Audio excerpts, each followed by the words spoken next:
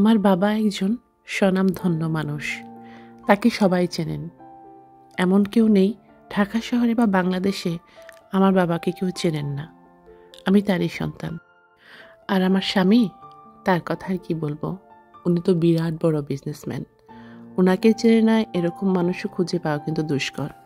আর আমার হাজবেন্ডের যে মামাতো বোন, তার যে বিয়ে হয়েছে, ও বাবা, বিরাট বড় বড়লোকের সাথে, অনেক পয়সার মালিক। সারাদিন এই ডায়মন্ডের দোকান, ওই গোল্ডের দোকান, এরকম করে ঘুরে বেড়ায় আমার স্বামীর মামাতো বোন। আর আমার স্বামীর যেরকম মানুষ, যে ধরনের বন্ধু বান্ধবের সাথে চলাফেরা করে, আপনারা তার ধারের কাছেও নেই। আর আমার বোনের দুলাভাই, তারা তো অনেক একটা বড় পজিশনে আছে। আমার দেবর, তার কথাই বা কি বলবো। আসলে পুরা বাবার বাড়ি আর আমার শ্বশুর বাড়ি মিলেই যেন একটা প্যাকেজ ডিল, একটা বিশাল ব্যাপার। তাদের কথা বলতে গেলে গর্বে আমার বুকটা ভরে যায়। আর আমি তো এমন স্বামীর ঘরে আমি এসেছি, ডায়মন্ডের নাকফুল ছাড়া আমি চলতেই পারি না।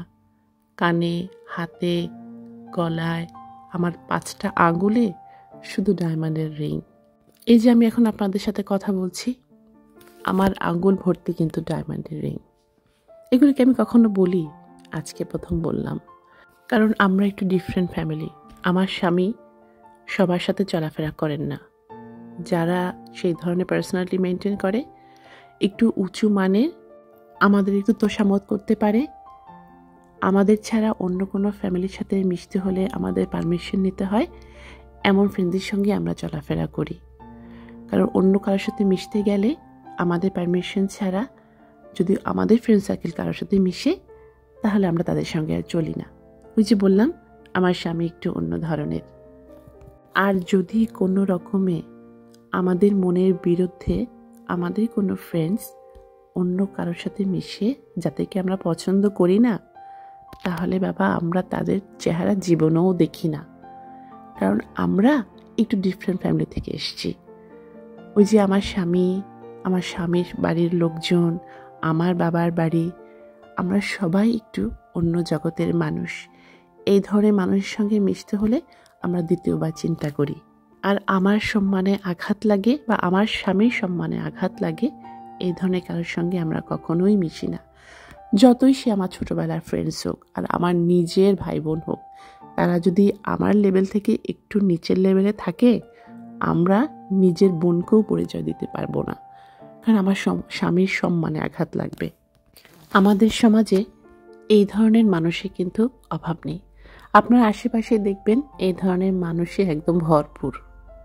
তারা যে মনের দিক থেকে কতটা সংকীর্ণ আর কতটা গরিব, তারা যদি একটিবার জানতো, তাহলে আমার মনে হয় তাদের ভবিষ্যতের জন্যই ভালো হতো। অবশ্যই এই ধরনের মানুষকে আপনি বুঝিয়ে বা এই ধরনের মানুষকে আপনার নিজের মতো করে তাদেরকে বোঝাবেন, এমন ক্ষমতা আল্লাহ আপনাকে হয়তো দেয়নি। আসলে এদেরকে বোঝানোরও কোনো প্রয়োজন নেই। এরা নিজেরা এতটা বেশি ইনসিকিউর ফিল করে যে তারা তাদের স্বামী, সন্তান, বাবা, মা এবং 14 জেনারেশনকে সামনে নিয়ে আসবে আপনাকে নিচু করার জন্য। সে কোন ব্র্যান্ডের কাপড় পরে, তার নাকে ডায়মন্ডে, তার হাতে গলায় ডায়মন্ডের কিনা, সে ঘরে কি পরে বসে আছে, গোল্ড না ডায়মন্ড, এগুলো আপনার সামনে বলে আপনাকে প্রতিনিয়ত ছোট করবে। আমার স্বামী একবার যাকে পিঠ দেখায়, তাকে আর বুক দেখায় না। এই ধরনের অদ্ভুত অদ্ভুত ডায়লগ আপনার সামনে ছুঁড়ে মারবে। এই ধরনের মানুষের থেকে 100 হাত দূরে থাকুন এবং জীবনে কখনো তাদেরকে বোঝানোর চেষ্টা করবেন না, তবেই আপনার সার্থকতা জীবনে। আর এদেরকে বোঝানোর ক্ষমতা আল্লাহ ছাড়া আর কারো নেই। আসলে এরা যে মনের দিক থেকে কতটা গরিব, যদি তারা জানতো।